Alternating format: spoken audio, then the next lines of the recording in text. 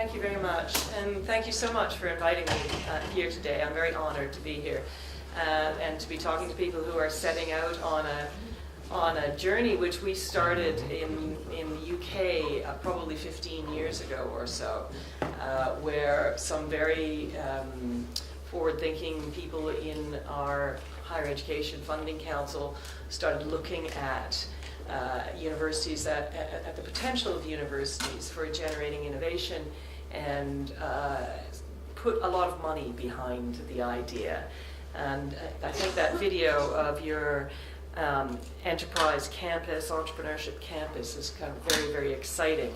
And I must remember to say something about campuses later on. It may not be in my slides, but I will remember. So I wanted to take you through some of the things that we've been doing at Kingston. I was told that when you signed up for this conference, you indicated some of the things you were more interested in. And I understand that you're more interested in some practical examples of what to do. At least quite a few of you are. And so that's really the focus of what I'm going to talk about. But I'm going to leave I hope I'm going to leave lots of time for questions, because otherwise you'll all be asleep if I don't. So I hope I'll leave lots of room for questions. So if I've missed something that you're interested in, please ask me. I've necessarily just been selective in my slides, okay? And I'm happy to talk about all sorts of things, because we have been doing it for a little while.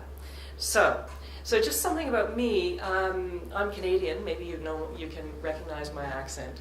But I've been in the UK for about 35 years, and I still have a Canadian accent, which I'm very proud of. And I work all across our university.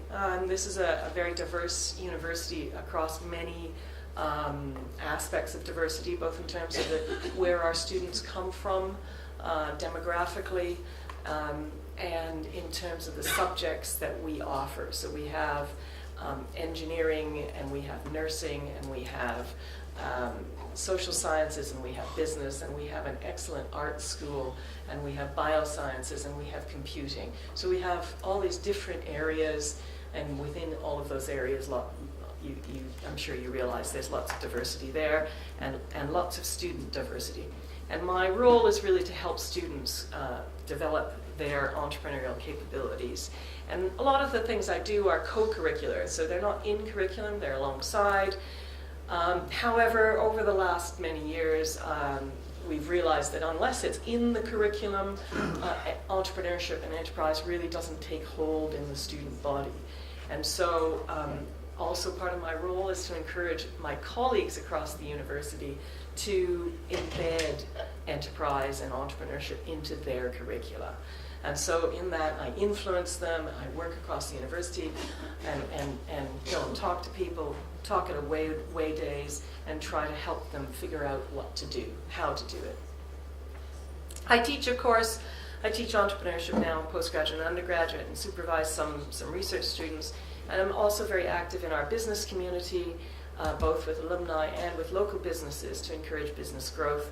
I'm director of our local Chamber of Commerce, for instance, and I run a local network of entrepreneurs, of women entrepreneurs, most of whom are returning to work after raising children. And one of my interests there is to bring them into the university to help students and to get students to help them. So it's a two-way thing. So those are most of the things I do, things I'm interested in anyway. I do lots of other stuff that I really don't care about. Okay, which is the nature of a university, I think. Lots of interesting admin.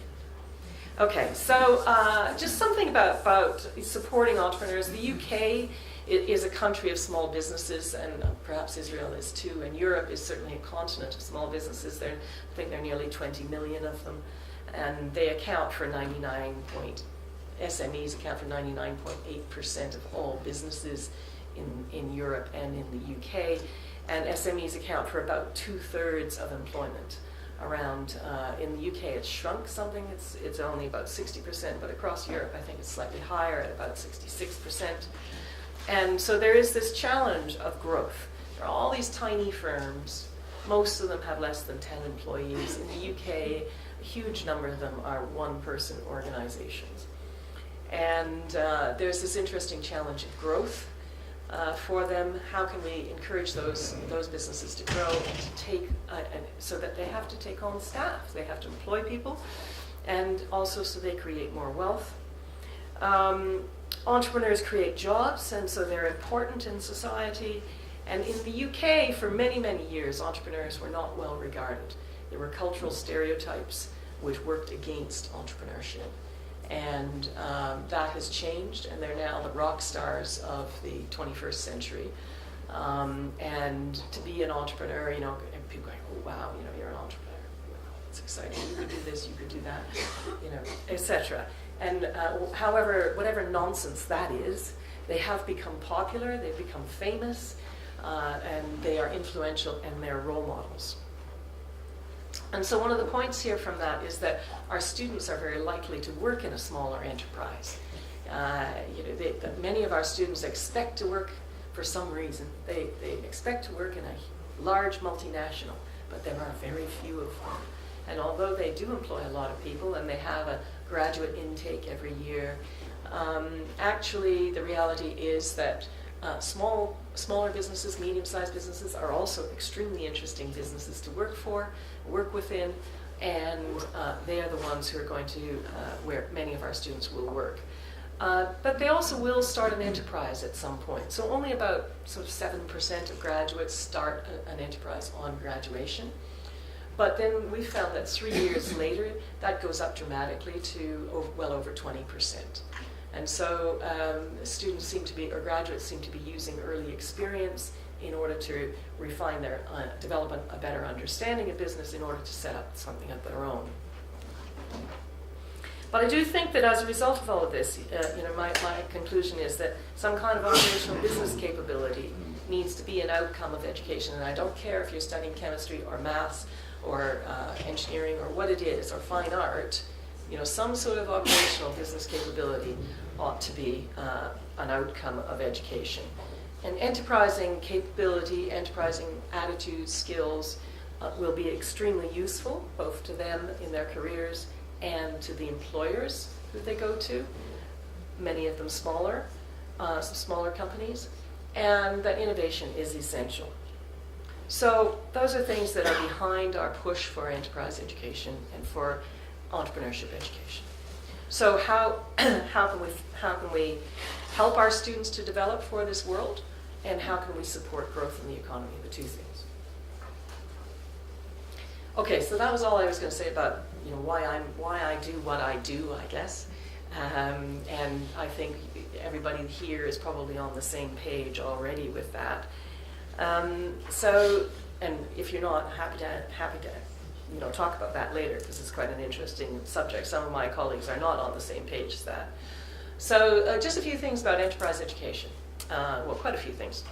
So entrepreneurship support, so that's what I call it, entrepreneurship support or enterprise support. I have 3 objectives, really, to raise entrepreneurial awareness. So this is awareness of the business environment, awareness of students themselves as people who can do things, who are engaged entrepreneurially, awareness of that small business environment, and awareness that organizations in society innovate, change, and fuel growth. Okay. So those are some of the things that I'm interested in there. Entrepreneurial capability is our ability to do things, our ability to engage with problems, to solve problems, to perhaps start something, to network, to find resources, to push an idea forward into a marketplace. And the final one there is encourage graduate startups. As I said, only about 7% of graduates actually start businesses when they leave university. It's a small proportion, and so I'm working with a funnel, and at the top I'm trying to do a lot of things with a lot of students, and that will filter down and filter down and filter down, and a few students will start something, and a few graduates will. But that's okay, because the ones at the top are also improved. Sorry, that word came to mind and it's not the right word. But the ones at the top have learned something about the way in which they can participate in innovation. They've learned something about themselves, I hope, as potential innovators, and I hope they've learned something about businesses and the business ecosystem, okay, which will stand them in good stead when they go into employment. So at the top there's a lot of students, and at the bottom there's just a few startups. Now, what's interesting is that people outside of the university, they're only interested in the startups. Oh, have you got any startups I can invest in, they say. And I go, maybe, I don't know. I'll introduce you to some students and see how it goes.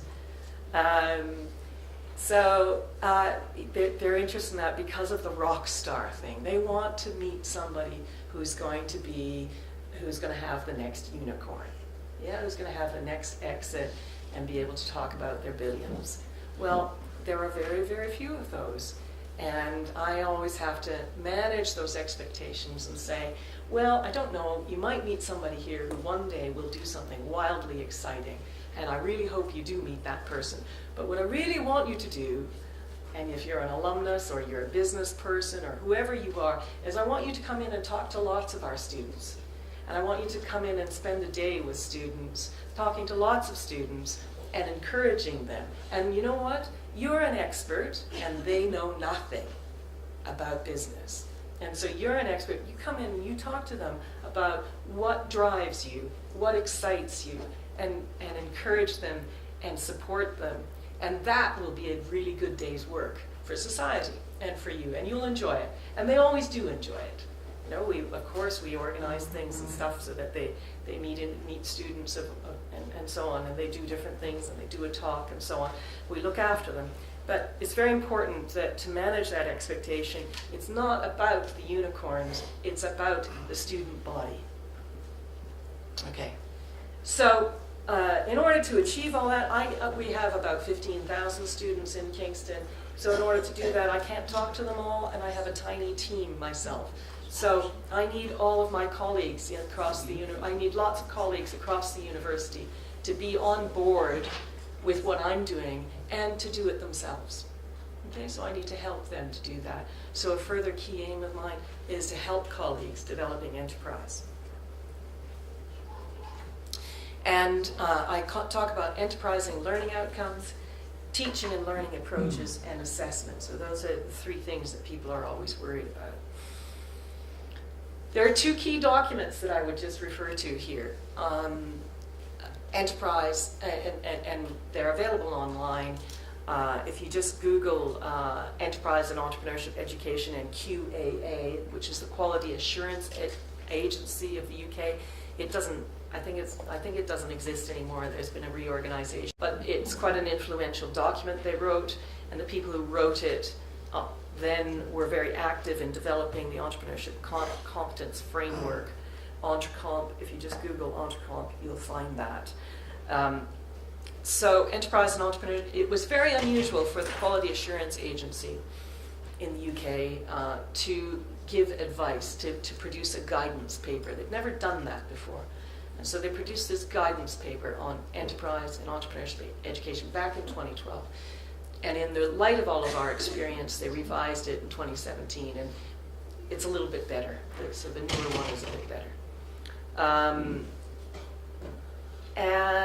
And that was very unusual, and and there are various models in there which you can have a look at, and lots of ideas. EntreComp is a much more complex thing. I think there are 3 main strands of thought. Each strand has 5 different areas, and then the 5 different areas break down into competencies, so you end up with 420 competencies. So that just blows my mind completely, and I look at it and I think, oh, well, that's interesting. I have no idea what to do with it, though. But it does, the EntreComp website does have lots of interesting examples in it from across Europe of different things people are doing. So if you're just looking for ideas, I think it's very, very useful. And also the competencies might help you to frame for your subject area something that you want to maybe want to do. So it may trigger some ideas for you. This is from the QAA document, and in a way, and I think it's quite useful in describing that funnel, but as a time-based process. So we start with enterprise awareness, which is understanding that that everybody works somewhere, and those things are called organizations, and there are lots of little organizations and lots of bigger organizations, and things that amazingly sometimes students don't seem to sort of know, basic things about how work is organized. So enterprise awareness and awareness of resources that are around and so on. The entrepreneurial mindset, that state of being, that psychological state, and the skills, having some skills in enterprise, and being willing to do things, to problem solve, to try things out. Entrepreneurial capability, the ability to actually do them, and then effectiveness, having some mastery in entrepreneurship and being able to actually launch a business successfully, okay? So this is a continuum, if you want, and one where students are likely to cycle through different areas at different times. But as I said earlier, enterprise awareness is most of what I do, and entrepreneurial effectiveness is where we're all trying to get to. And that's from QAA, so it's one of their core models. But because I know that a lot of you are interested in the practical things, here's some of the things that we do. I think the first thing I would say is that some of the characteristics of effective enterprise education are having real challenges so that students get authentic experiences. Okay, you can't teach, there's this idea of teaching about entrepreneurship. Oh look, there are some entrepreneurs. Let's talk about them and describe them and their businesses and talk about how they got there and what they do. That's about entrepreneurship, okay? And then there's something which is teaching for entrepreneurship. So teaching for entrepreneurship is to enable people to do it. Okay? So you're not describing them so they recognize them in the street. You're enabling them to be able to do it. And then there's a third one, which I think is also very powerful, which is teaching through entrepreneurship.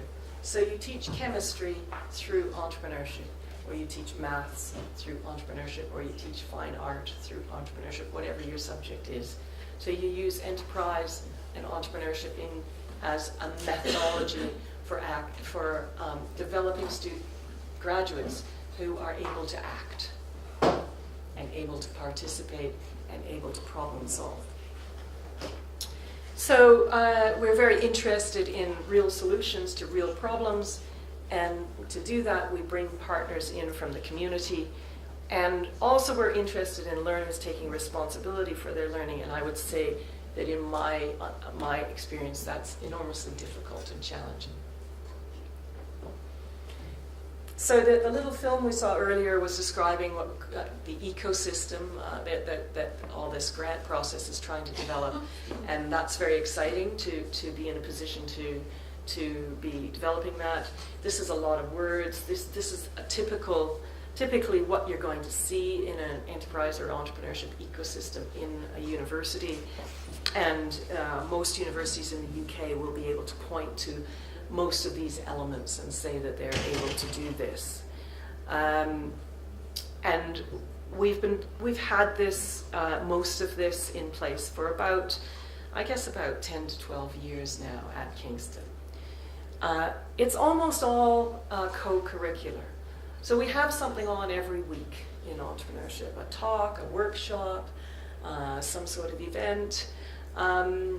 There's something every week. And we have various flagship activities and events dotted through the year to motivate and excite students. And if you participate in everything, we give you a certificate of participation, and some students really like that. Lots of them don't worry about it, don't bother with it, but some students are interested in it. I find our international students are more interested in it. They're interested in coming to the UK, and they want to get documentation to show that they've actually done these things. It has credence, value back home. So this is it. The catch with this is that it's all outside of the curriculum. Okay, or a lot of it is, mostly it is. And so it only reaches the students who look for it. And however hard I market, and however brilliantly I market, in the university, internally to students, it only attracts a small number of students in. Now, of course, from a capacity perspective, that's okay because that means I have a small team and they can just about handle all of this. But from the funnel perspective, the top of the funnel perspective, it's not enough. And so some of the workshops we developed for this over the years. What I'm going to say now are things that we've developed, but also that we have built into curriculum. And there are 2 or 3 flagship things that we've done. The first is that we built a lot of workshops, designed workshops for specific things: awareness, skills, attitudes, communicating, ideation, negotiating, networking, those things that any graduate should be able to do, okay, in my view. I would say that, wouldn't I? But anybody should be able to do these things. And we developed a series of learning games for students to learn them. So this is about authentic experiences, right? And we run intensive workshops, so they come in, they play games together, they're in teams, they learn to pitch, they pitch to one another, they give one another feedback on their pitching, and we're encouraging them to work together, to build teams, and to work on their skills. Now, again, we were running this outside of the curriculum. We used to have 50 students on it sort of 3 times a year, and that gradually faded, and we found students less and less interested in doing a whole day or 2 days or 3 days as it used to be. So we've broken these up, and we now offer these as a workshop a week. So there are different ways of offering things, and whatever your institution is like, you have to figure out the right recipe for yourself. Again, at the moment, this has been rather co-curricular, but we're gradually building these things into curriculum. So I've shown other lecturers how to do these workshops. Maybe I've run it once for them in their class, and then I leave them to do it themselves the next time.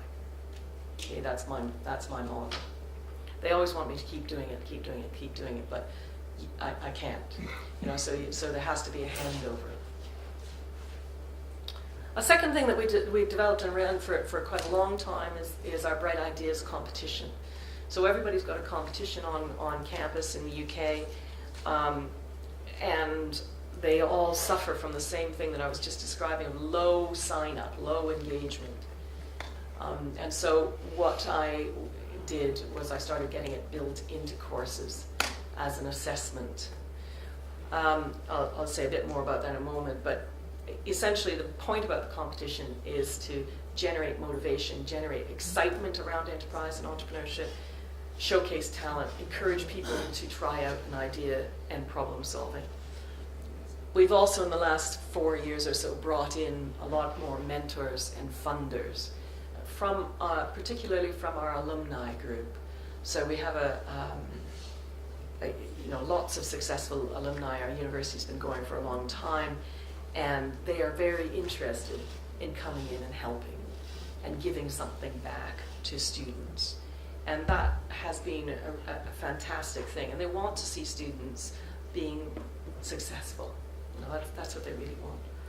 And so this year we had over 600 entrants to the competition, which many of them were in teams, so it came down to about 350 to 400 entries in total. And we've gradually got it built into various modules and programs around. So, but how do people actually build that into curriculum? Okay, because of course, if you're an engineering lecturer, you say, "Oh, the syllabus is full. Our curriculum is full already. There's no room for this." If you're in some other thing, it's always full. We're already having to teach too much. The Royal Society of whatever it is wants us to do too much already. Our student. This is you have to stop yourself saying those things and start saying, okay, if the Royal Society of Biology wants us to teach X, how can I use enterprise to teach it? How can I take bright ideas and turn it into a pedagogical tool for people, for myself and for students to grab onto, to also get something more. So our final year bioscience group has a compulsory module, which is contemporary topics, which includes things like IP and in various different things. And they're just given if they enter the competition, it's voluntary. If they enter the competition, they're given a bonus 5 marks. That's it. So about 2/3 of those 100 students enter. They want the marks. So that's good. And every year, one of the groups, will win a prize in Bright Ideas. One of the things about the competition, by the way, is there are lots of prizes. And I think that's quite important, that there are lots of prizes. So it's not, here's the sheep and the rest of you are goats. The rest of the other 600 are goats. You have to keep offering more for anybody, for participation in it. So 5 marks for entering the competition. Usually somebody wins. The Royal Society of Biology, which accredits that course, they love it. And they've cited it, and they've started citing it in all of their publicity material as good practice that, there's this competition and students are involved with it, and so on. Another thing is that some courses, and for instance, final year engineering, again, they're interested in some business orientation. And so the lecturer particularly has a business-oriented module. One of the assessments is now Enter Bright Ideas, and he uses questions. It's very rigid. What's your problem? What's your solution? Who's your customer? Why is your solution better than everyone else's? 1,000 words. That's it. Okay? And so he uses that as the starting point for an assignment, which is worth about 20 or 30% of the mark in the module. Okay? And the students are required to enter the competition, which is one thing, and they're required to submit the template to the lecturer for marking. So I don't do that marking. Thank goodness. Okay, so it's another mechanism. Another way of doing it, one of our classes, they set a challenge. So I did this also with our MSc in engineering. I set a challenge, which was plastics. Okay, reducing, replacing plastics. It was set both as an assessment, and they had to enter they could put their thing into Bright Ideas. And they worked in teams, and on that event we had a lot of mentors engineers who helped them develop their ideas and mentor their ideas. So it was a particular challenge. The whole class was working on the same challenge, and then they went into the competition. There are other mechanisms I can tell you about. So some of the outcomes from this, we talked about, at the bottom, there's the odd one. So this trio, it's a company called Chipsport. They just graduated about a year and a half ago. And in the last year, they've won a lot of competitions. They won Bright Ideas one of the prizes in Bright Ideas last year. They won Santander's national enterprise competition. And they won the Royal Academy of Engineering national competition as well this year. And they're not engineers, they're graphic designers. And this is one of the other really important learnings for all you discipline specialists in the room. It's not about discipline. Okay? It's about problem solving and having the skills to translate your ideas into reality, having persistence, and getting on with it. And these are personal attributes and skills which are, I think, which you can teach through discipline, but which are not necessarily about discipline. So their product, I can tell you about, is actually a chipboard, which is made predominantly from potato waste. So, chipboard has to be glued together with something. And there's quite a lot of toxic chemical used in the chipboard that's in IKEA furniture, for instance, or all that inexpensive furniture. A lot of it gets dumped into rubbish. It's not recycled effectively, and they're very passionate, ecology-oriented people, these guys. And so they wanted to find a different way of doing it. And so it's a much less toxic thing, and it's biodegradable. And they're working on strength and so on and so forth. And they're working in the university on that. Here's another case study. Naomi, who's the lady on the right, talking to the Prime Minister, as he was then, about her idea. She's a nursing graduate, a mature student. She came across the idea when she was in a placement. And here's where placements and working with industry and in industry and with employers is so important. She was working in a hospital, and her idea is a really, really simple idea which people really like. Basically, it's a way of helping people to put on anti-embolism stockings. That's it. It's a device to help people put them on more easily. She worked in a hospital, and hospitals in the UK, probably the same here. If you're having surgery, you must wear anti-embolism stockings. And if you have major surgery, you have to wear them for quite a while afterwards. They're a pig to put on, wastes nursing time, and is difficult for the patients. It wastes nursing time, and so this is an important innovation. And she won competition after competition after competition with this thing, and ended up in number 10 Downing Street.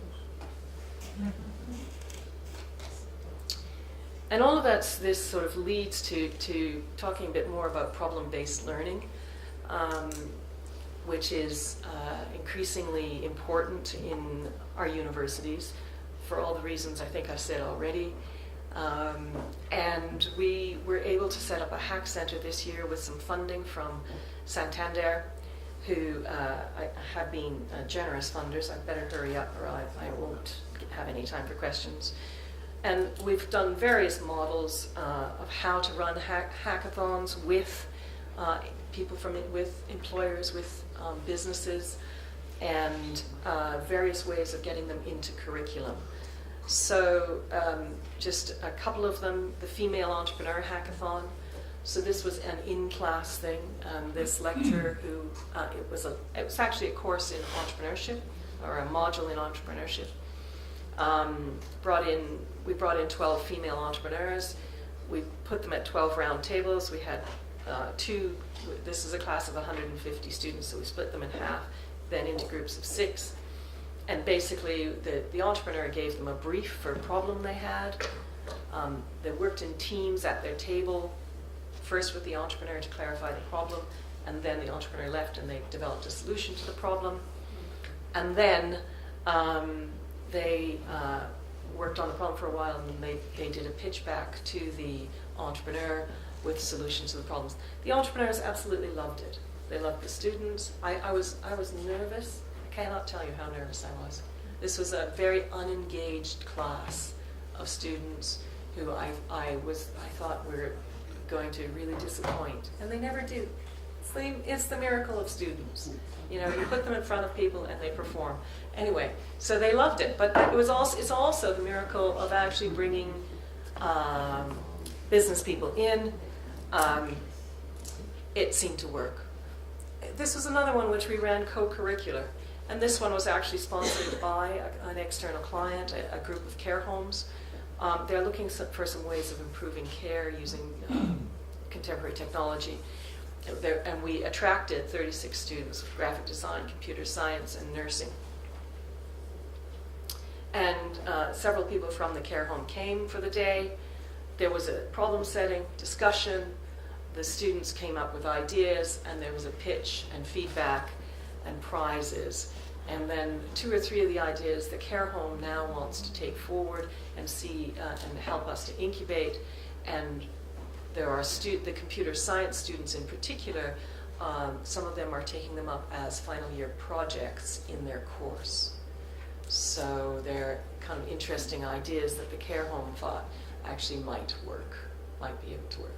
They were talking about difficult environments where, anyway, long story what it's about. But that was the students absolutely loved it.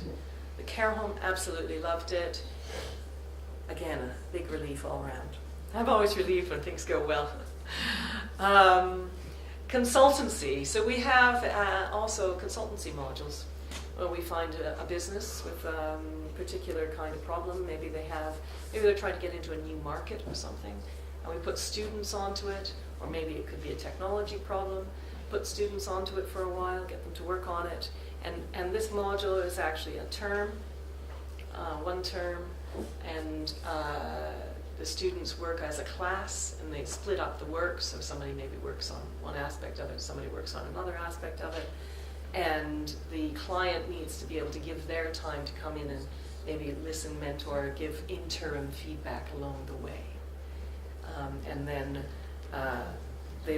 we have lots of happy people who've gotten some interesting ideas.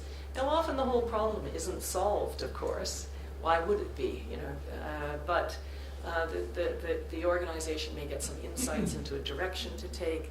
They might get some insights into particular markets to tackle or technologies to follow, and about how they might progress their business. Another thing that I'm still working on with my colleagues is to organize curriculum around grand challenges, the engineering grand challenges, or the UN Sustainable Development Goals, which are also some sort of grand challenges. And that can be for either one module or for something bigger, have it thematically in a whole program or course. And the idea is to apply learning to societal problems, or to recognize the grand challenges and the UN development goals as they're proxies for demand. Right? These are the grand problems that society, that the world has, which have many, many solutions. They're not just social problems, they're technical problems, they're economic problems, they're educational problems, and depending on the orientation of your students, they can go any way. And finally, I think this is my last example, is we have a Start a Business module where students start, run, and close a business across the period of a year. So they start it at the beginning of October and they close it about March, April time. And they have to find a product or design a product or make a product, and they have to sell it, and they have to keep track, and they have a board of directors, and they pay taxes and various things like that. And that's a really powerful, authentic experience for them. So I mentioned this already, about, for, and through entrepreneurship. And I try to encourage everybody to use the latter thing. Now, I promised questions, and it's already 11:15. And I can either say a few words about institutional issues, and I wasn't going to say much, or go to questions. Which would you prefer? Hands up for institutional issues. Models for embedding was the question. And I think one of the questions is, where do you put it in the institution? So I've been talking about actually in curriculum, but actually where in the institution. So we have institutions which have faculties and departments, and they have central departments, and I don't know, all these silos that we create for ourselves. And in the UK, I would say that broadly speaking, there are 3 places that it can go, that it goes in different institutions. And you have to think about your institution. One place is it goes into the careers service. Okay. So the careers service is something like employability and enterprise, or careers and enterprise. Okay, and the careers service see this then as a continuum, and enterprise is a particular type of thing that they do. There are pros and cons of that. My view is that if it went into our career service at Kingston, it would disappear without a trace. Okay, and I think I've seen that happen elsewhere, where actually the drive to get people into business is that it's this top of the funnel, bottom of the funnel thing. People think enterprise is about the bottom of the funnel, and because it's only a few students, the career service has to apply for everybody, has to do stuff for everybody, and so enterprise is narrowly conceived and falls to one side. Not everywhere, but that's the risk, I guess. Better to say it's a risk. Second place to put it is associated with and or in the business school, if you have a business school. The risk there is that the other faculties all hate the business school. Okay, so and I have met people who have this, I think Leeds maybe University has this, they have an Institute for Innovation and Enterprise. And the professor who runs it said to me, well, you know, when it suits the business school, we're in the business school. And when it suits, when it suits other people, we're not in the business school. So we're sort of a bolt-on to the business school, which the business school claims our work when they want, when they need it for reporting purposes, but I'm able to say, no, we're technically associated with them, but we're not in the business school, to all of my colleagues around the university who hate the business school. Okay. So it's all, and the third place to put it is in an enterprise department. Or tech transfer office. So you see tech transfer as being not just about staff, but also about supporting students, and you have a positive policy of engaging students in tech transfer as well as staff. And you know that the way to get staff involved in tech transfer, many of whom think it's a little bit foreign and a bit strange, is to get their students involved. Right? So if you say, well, you can develop a great idea, why don't you use your students to help develop it, and then we can see about doing something more with it, and that's a good way of doing that. So, and of course there are IP issues and so on, and often the tech transfer office will have the technical capability, the legal capability and so on to deal with IP issues or contractual issues, and maybe to support students with all that. So that's also an option. And I realized I said 3, and then oh no, it'll do. I was going to say I'm actually in the 4th thing, but I don't want to talk about that. No, I'll mention it, because most universities, I guess, have a central department as well, which is about developing pedagogy, right? Developing lectures, CPD for lectures, etc. And sometimes enterprise is in there because the big push is about getting lecturers to understand problem-based learning and enterprise as an approach, as a theme or as an approach to problem-based learning, which is also careers-oriented. So these are all the words. It's the word salad, and you have to think about your own institution and what works. But basically, these are the things that I think are important in developing enterprise and where they sit. We need to have recognition and celebration at the top. We need support for improving pedagogy. And at the bottom, we need individual lecturers to be doing it and being enterprise engaged. And there are lots of competing priorities, so you need to tell the story really well. What are your students doing? How are you helping them? Where are your testimonials? How many businesses have you brought in? What did they say? Do you have testimonials from the businesses as well as from the students? Use as many media channels as you can to communicate. Bring in champions to influence the top brass. Develop rewards programs. And find your internal champions to help influence. I've been really lucky in that. In the last sort of 3 or 4 years, really, I've found some champions, new champions, who've really pushed it forward in our institution for me and with me, and that's been fantastic. And they're happy about it because they feel it's really given their students something additional. And of course, that's the thing, is that you have to give everybody some additionality in order for them to come on board and be involved. So collegial aspiration is what we're after here. And I think out of this, I would just pick out the one thing: learn the regulations. I'm so tired of lecturers saying, "Oh, the regulations don't allow me to do that," or whatever. You need to know the regulations on courses and how you structure courses and what's allowed and what isn't better than everybody else in the institution, so that you can just respond and say, "Well, no, if you look under here, this is where you fit it in." And also, knowledge sharing networks internally have been very valuable for me, internally and externally. So there's a good network here, the start of a great network here, and get together and you can compare how you've done over the next couple of years. Okay, finally, I stopped talking. That was a quick shoot. Okay, so thanks for listening to all that. Sorry, I talked for quite a while. I hope it was kind of answering some of the things you were interested in. But please, who would like to ask something? No, you just wanted me to finish. Yes, please, sir. We teach project management. Yeah. And my question to you is, what is the fine line between project management and entrepreneurship? What is the difference? And in my opinion, it lays in the spirit of where you do what you do from. Yeah. And then my question would be, do you address the spirit of entrepreneurial activity or work that you expect from the students?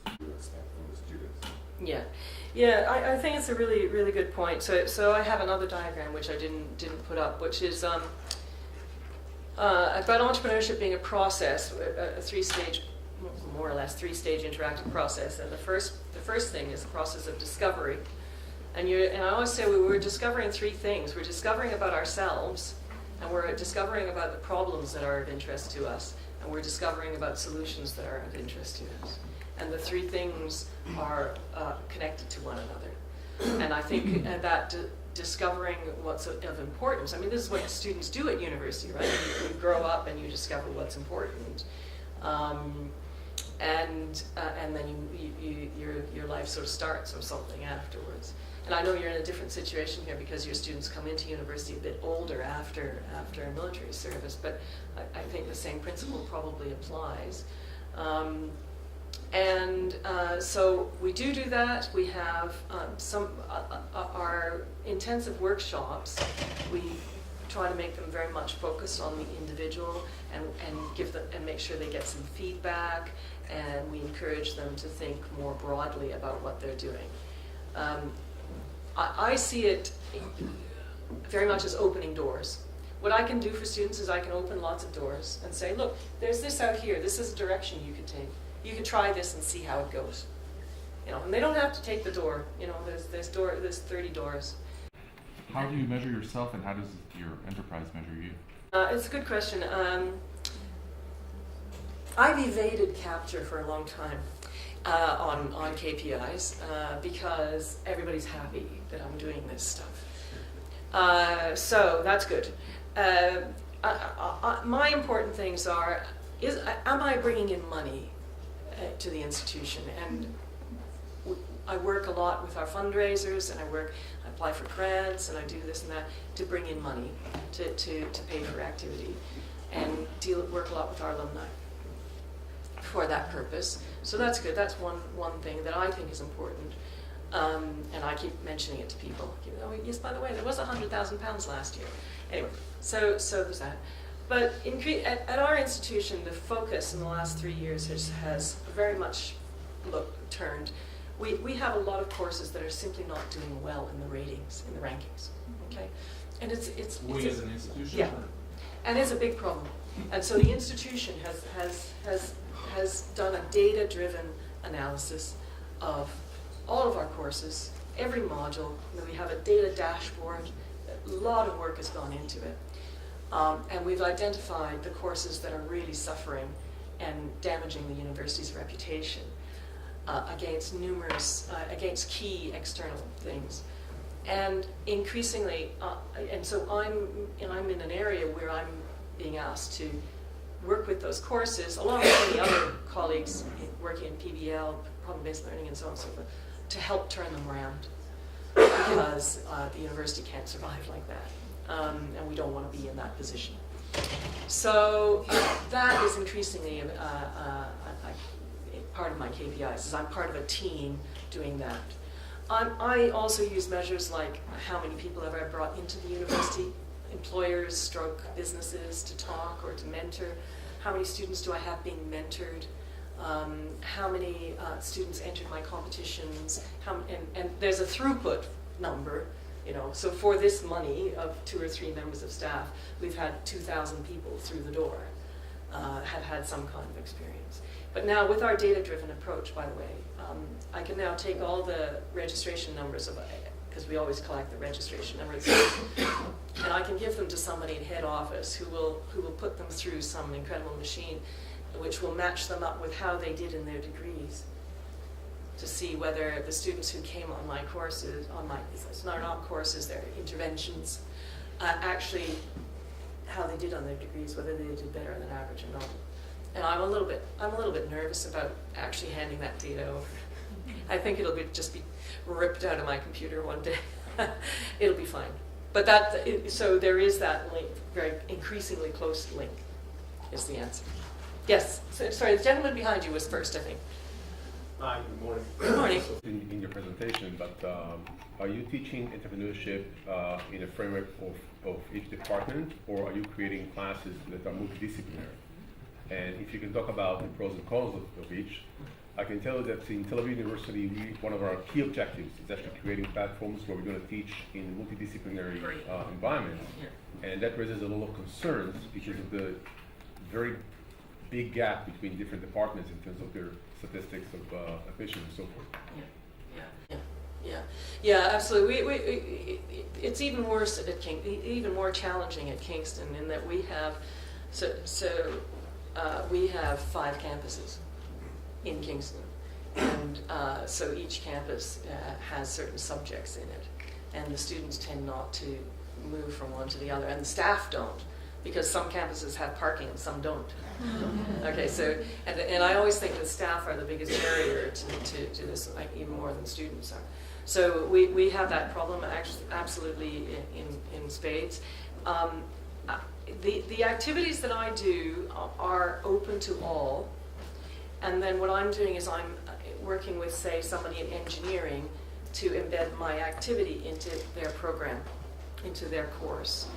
They typically are not, they're not multidisciplinary.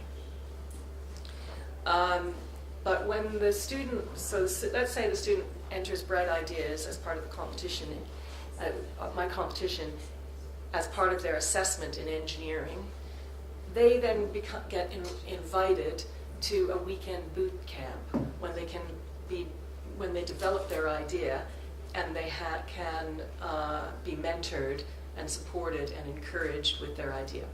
Okay, that is open to any student, so we had 120 students a couple of weekends ago on that. And then at the final, they're all just competing against one another. So in a category of pitches, 6 pitches in the final, there would be engineers and artists in the same thing, because their ideas would be sort of, we put them together into that category. So the answer is I run things centrally and try to get people to tap into them to change what they do. The hackathons I'm trying to do differently. So this is something I started doing recently, thanks to friends at MTA actually, who encouraged me to try more hackathons. But they, so one of my colleagues who's in bioscience, he organized something, so GSK came in and did a day. Now that was interesting because it was a voluntary sign-up, it wasn't compulsory in class. And we had 100 tickets on Eventbrite, and they went in 2 hours. The tickets were all booked, we opened it up and opened it up. So we had ended up with about 100 students there. And my colleague in bioscience said, oh, it's multidisciplinary, it's very unusual. And to me, it wasn't multidisciplinary because it was pharmacy, pharmacology, biochemistry, chemistry, bioscience. To me, that doesn't sound very multidisciplinary, but to them it was. And that was fine.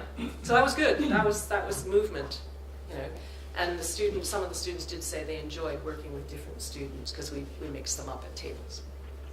So you're chasing the Holy Grail, and let me know how it goes on, because I'd love some tips.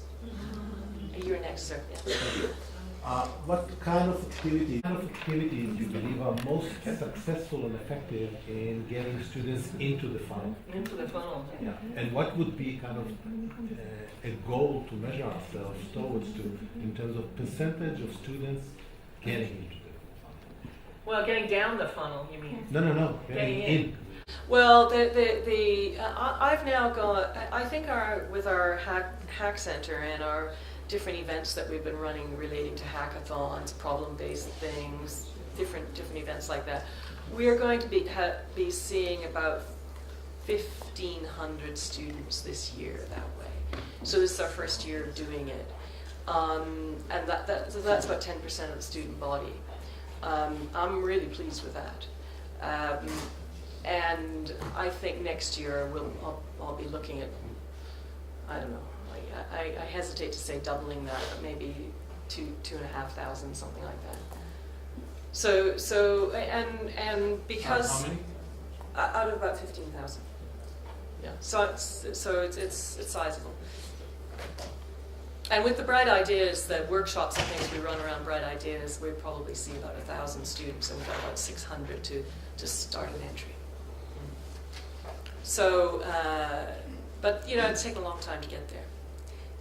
And you know, the key factor is actually having staff, having colleagues on board, and actually saying, yeah, we're going to do this, and it's not going to be optional. So, because this year with the hackathon, somebody said, yeah, we're going to do it in class. That's fine. It'll be part of the assessment. And I said, okay, great, but it has to actually count. You know, the participation and the outcome. Participation has to count, and the outcome has to contribute to their marks. He said, oh yeah, no problem. It'll be okay. And I said, no, you're not hearing me. You know, and sure enough, he didn't change the paperwork, and because our quality assurance thing, probably like yours, you have to set the assessments now for next October's start date, and it's always challenging that. So he didn't change it. Yeah, so it's the same, you know. Anyway, so it wasn't there, and actually it was really challenging getting. That he put a very strong expectation on them that it would be part of their assignment. He did. He worked really hard at that, but it still just wasn't quite enough. We had to work too hard to get them involved. So it's not. There's no magic wand, sadly. Anybody else? Yes, sir. I'm from the Open University of Israel. Great.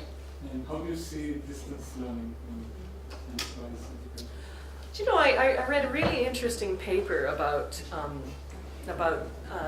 teaching extremely large classes, entrepreneurship, and it started, and it was if I can find the paper, I'll send it to somebody who can maybe send it on to you. But the gist of it was that this person is from an American experience. Was used to being in a lecture hall where lots of students didn't show up, and everybody's on their computers, and you don't know what they're doing, etc., etc. And so he decided to turn it, and there are 700 students technically enrolled on the course, which is probably a similar sort of situation to yours. And so he turned it into a kind of webinar. So he is in the lecture hall. The students who come. He's encouraging them to use their computers to be in touch with all the other people who are on the course, and they're now engaged at home, and he's saying you need to look this up right now, and they're all going on and looking it up. And so he's running live events with a high level of interaction both between the students and the web, and in order to keep them engaged on the learning and on moving their idea ahead and exploring the routes for entrepreneurship. And it sounded like a great idea, which takes a lot of effort, a lot of forethought to get going, but that paper was a good start on that. And so that's one way of doing it.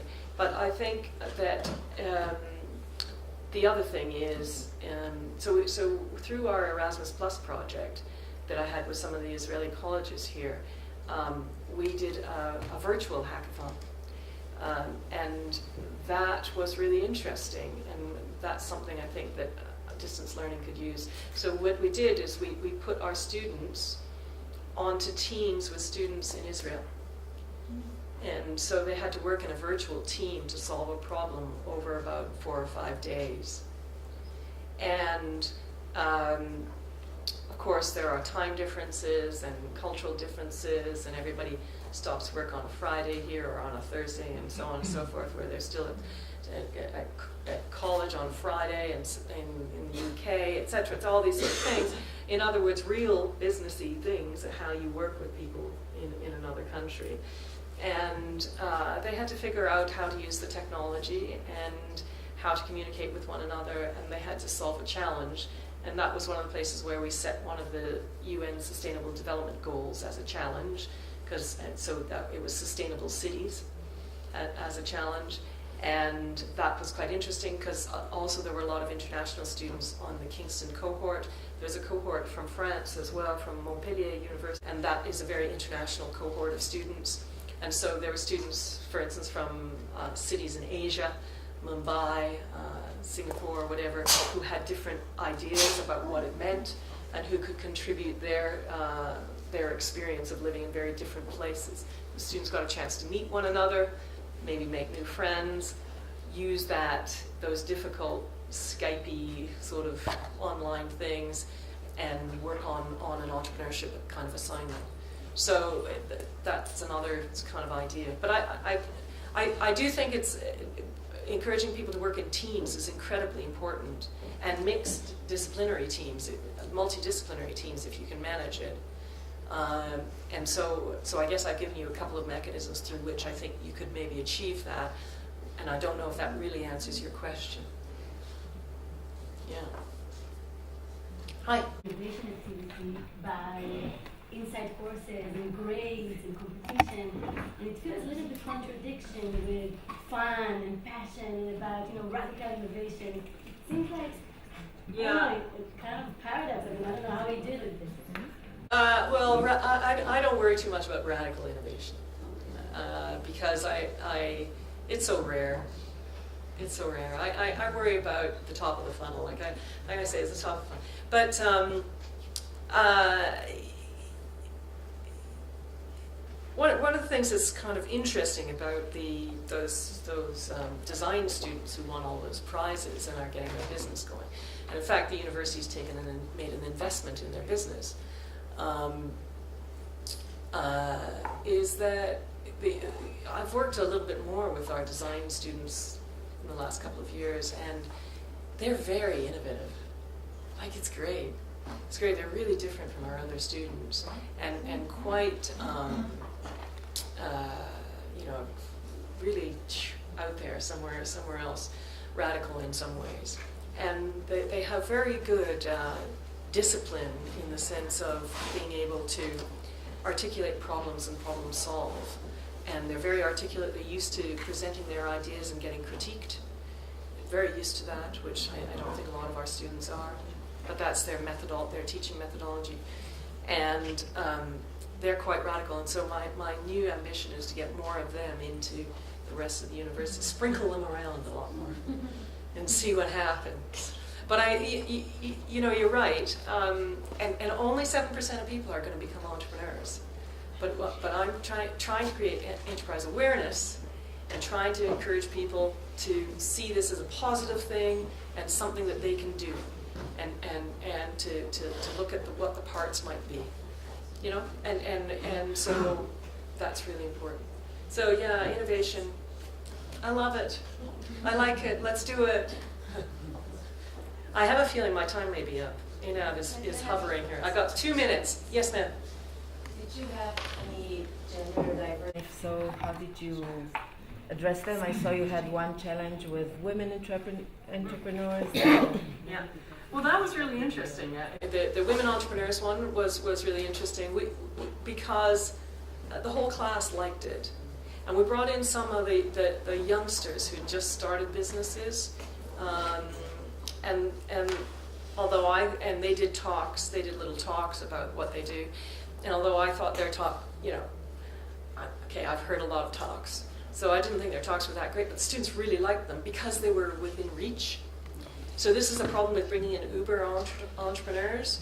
These really high, really successful people. These people see them as, well, that's a guy. I don't know, or a guy or woman, whatever. But we have problems finding women to come in and speak who have lots of experience. And my experience of trying to bring more women in to speak is that they cancel at the last minute, more frequently than the men do. And I find that immensely disappointing because I'm very keen to have female role models in the university. So that female entrepreneurship thing, we did it with Female Entrepreneurship Week someone was trying to promote. So we did it in that week, so there was a bit of publicity around it. And it worked really well. There was no problem with the guys in the class also being really interested and engaged with the whole thing. We tend to have, so another interesting thing was we did a hackathon between computer science and nursing, and we did a bigger one than this one this year, and design. And the computer scientists are 90% men, and the nurses are probably 90% women, and they're on different campuses. And so we brought them together into this hackathon, and they really enjoyed it. They really enjoyed meeting different people, full stop, people who were not on their course, full stop. And I think part of it was just people who weren't blokes or weren't female. And we even got a romance out of that. So coming back to the question about KPIs, I put that down as a KPI. So it is an issue, actually, and I do want more female role models in the university. It's quite hard to get them. Yeah. Yes, last question. Okay, so first of all, thank you very much for this brilliant talk. It was extremely interesting. Good, I'm glad. I would like to ask about, we had in our campus several different workshops and hackathons and Yeah. so on and so forth about different subjects, multidisciplinary and interdisciplinary, and we found that the fine line between you talked at the beginning of your talk about the entrepreneurial mindset, Yeah, between guiding them and Yeah. limiting them, yeah. because they want to fly. Those that Great. come, Yeah. they want to fly, and we feel sometimes like we, narrowing their visionary side or whatever. Yeah. And I would like to hear from you, where do you draw this fine line between guiding them and actually evolving their entrepreneurial mindset, Yeah. to blocking them and limiting them and bringing them back to the ground and, with more realistic vision. Yeah.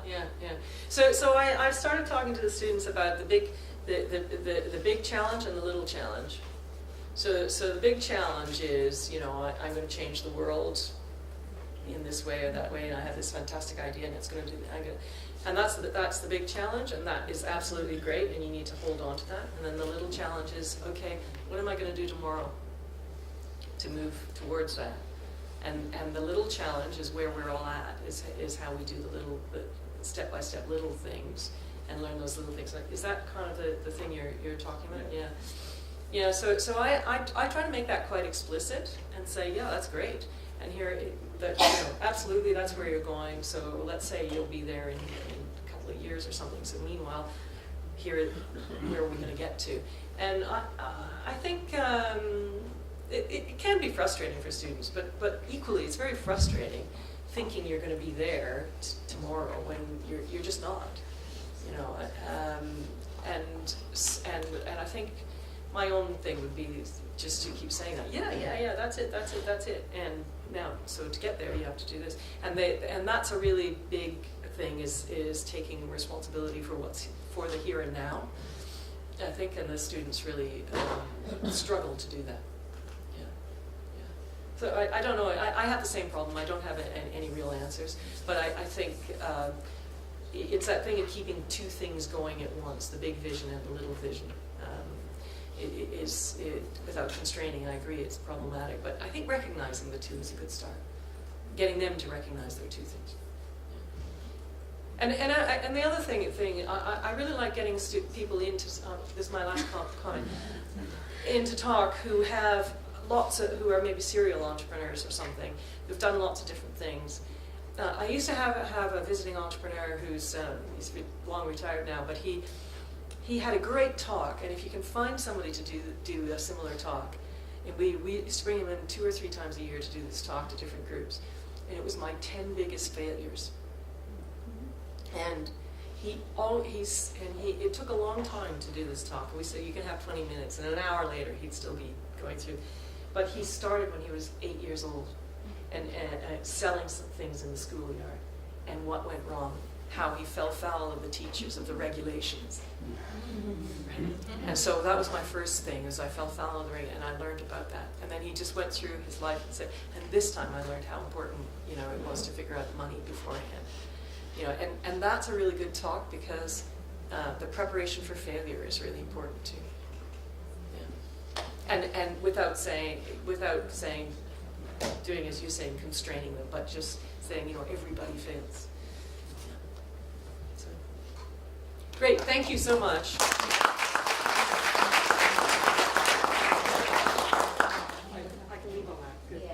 Thank you so much, Martha, and I'm very glad you pointed out yourself that Martha, we found her through the Erasmus Plus project that she's part of, a very successful project called Into It, and we'd be happy to share the results with you as well.